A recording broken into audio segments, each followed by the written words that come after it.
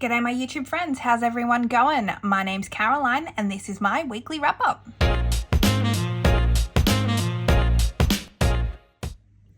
Alright, so to kickstart this episode, I am going to show off some amazing happy mail that was sent to me. Now I apologize because this actually was sitting in my post box for a week, and I feel terrible because the person, the lovely person who sent me this, paid a little bit extra for priority, so that got to me on time, but I'm sorry I just didn't go to my PO box. But now I am going to open it and share it with you, and there's no return address, but I think I know who sent me this. So in here, I'm going to hide what's in here because I'll show you that next.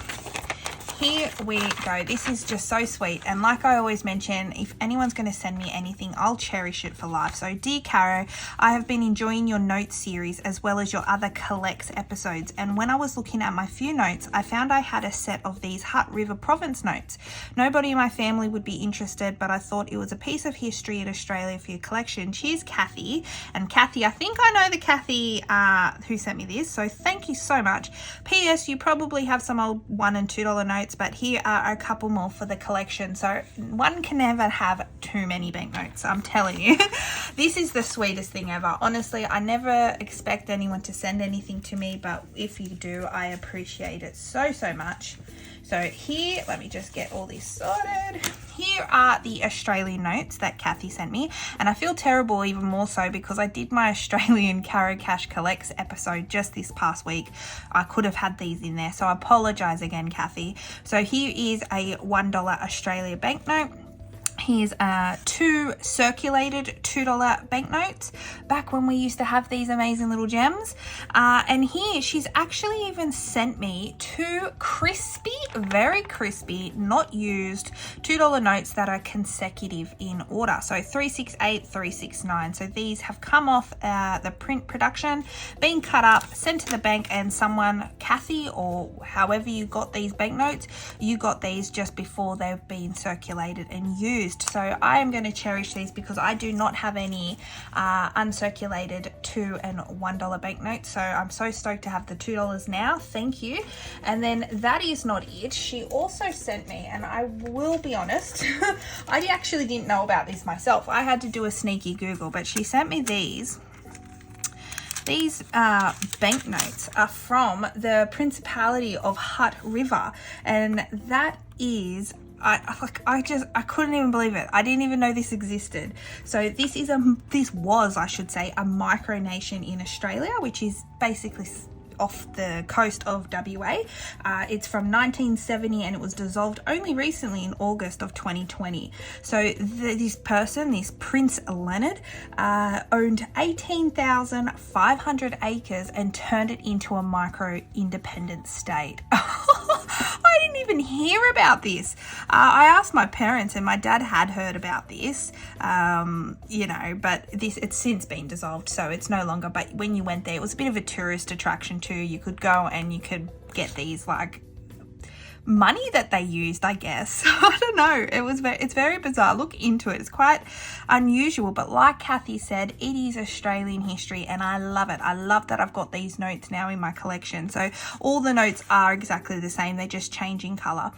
As a designer, tell me if this bothers anyone else.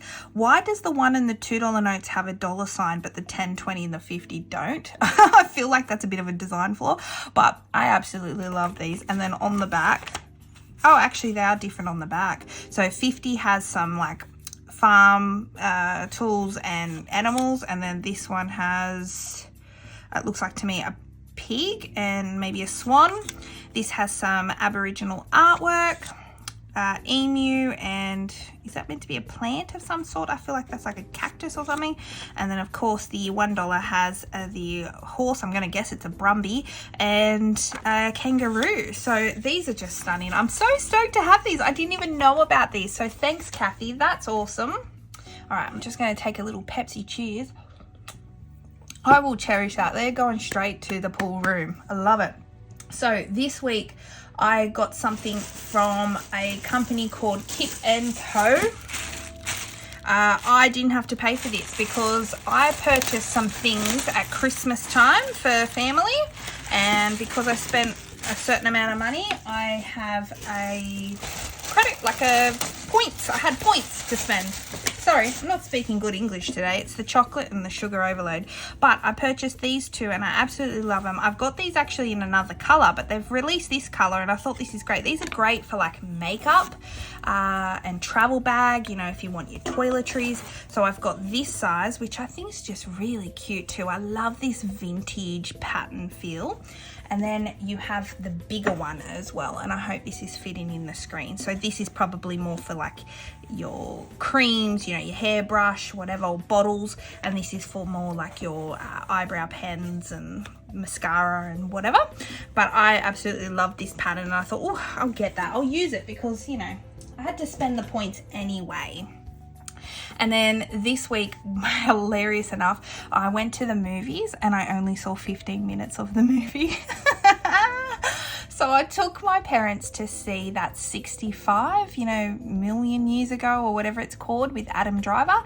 And we got into the cinema, and it's an M-rated movie, by the way, just let me preface that. And there was a guy in there with maybe 4 8-year-old kids, and they were up the back and they just would not shut up.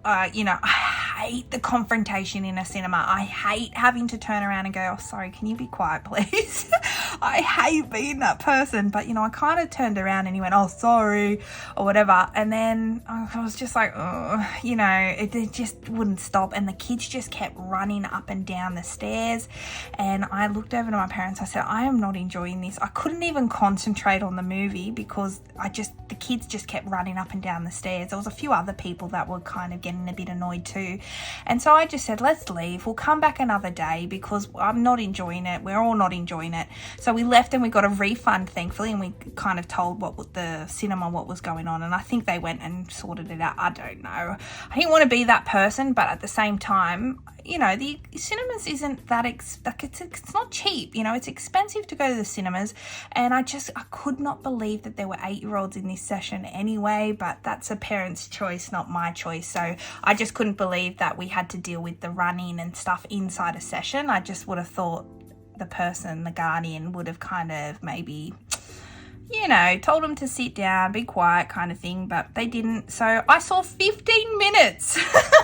Long story short, I saw 15 minutes of 65, and the 15 minutes I saw, it looked pretty brilliant, and I do want to see it. I probably won't go to the cinema to see it. I'll probably just wait for it to come out on streaming service because it's already only down to 2 sessions. So that kind of told me maybe it wasn't good, but we were enjoying it. We were really enjoying the first 15 minutes. We just weren't enjoying the, you know, constant disruptions. Otherwise we would have stayed for sure.